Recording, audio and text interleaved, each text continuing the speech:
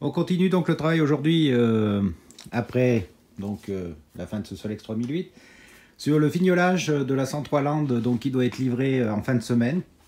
Alors il manque les bouchons, des enjoliveurs de carénage et de porte-bagages. Donc on a travaillé à la 3D avec la création de ces différents types de bouchons. On va regarder ce qui va le mieux et puis on va le mettre en place. Ensuite, on va donner un petit coup de nettoyage à tout ce qui est cadre de 703 pour qu'elle soit correcte pour la livraison. Elle a pris un peu de poussière à l'atelier. Et puis naturellement, on va la faire démarrer pour voir si bien ça fait quelques semaines qu'elle est restée comme ça sans démarrer, pour voir si ça démarre bien et s'il n'y a pas de problème particulier avant livraison. Voilà, alors en premier lieu, terminer les bouchons des enjoliveurs. Donc je vous fais voir une fois que c'est monté, ici, ici, et puis pareil au porte-bagages. Voilà, je trouve que ça finit bien la mobilette. Si vous avez besoin de ce genre d'accessoires, ils seront disponibles à la boutique de l'Atelier de la Vigne. N'hésitez pas à y jeter un œil.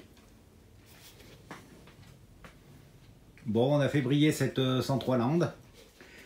Alors, vous m'avez demandé quel produit j'utilise. En fait, j'ai découvert ce produit, Vulcanet. Je le commercialise sur la boutique. Et franchement, c'est un très bon produit. D'abord, il n'est pas agressif. Il nettoie bien. Il fait briller. Il ne raye pas, c'est pas abrasif. Donc vous passez un petit coup de lingette. Et après, il est fourni un chiffon à grosse microfibre. Et une fois que c'est un peu sec, vous donnez juste un petit coup. Et franchement, bon, là c'est neuf. Alors bien sûr ça brille, c'est sympa. Mais franchement, même sur une peinture abîmée, ça ravive bien la carrosserie. Et vous avez vraiment l'impression d'avoir fait un polish sur la carrosserie. Ça va aussi bien sur le métal que les autocollants, le plastique ou les caoutchoucs poignets, etc. Ça nettoie très bien aussi les verres. Là, on voit le verre de compteur ou le verre des rétroviseurs. Hein, voilà. Donc, franchement, c'est un produit qui est super intéressant.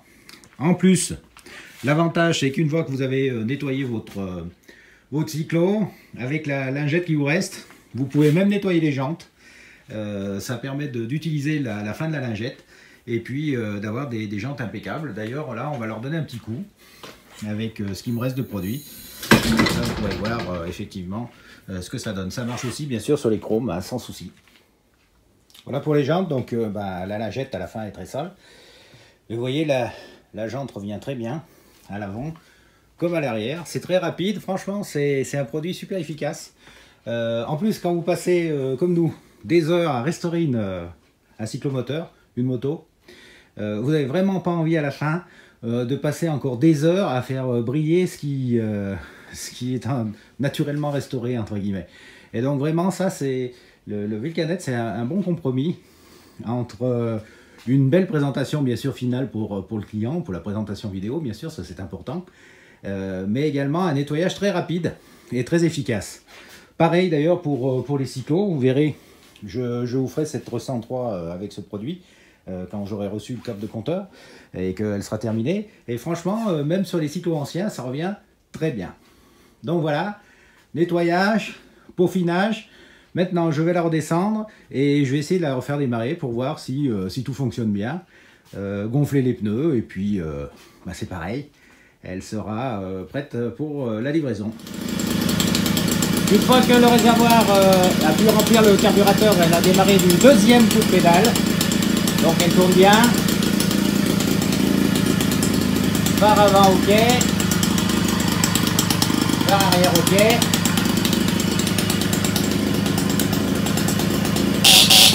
Klaxon ok.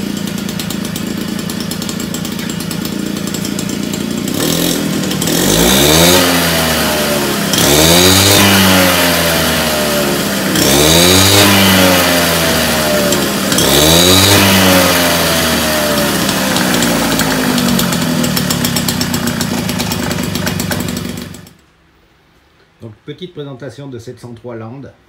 Donc c'est une série spéciale hein, de 103 qui est sortie dans les années 80. Le client souhaitait une 103 Land entièrement restaurée. Donc je suis parti d'une base.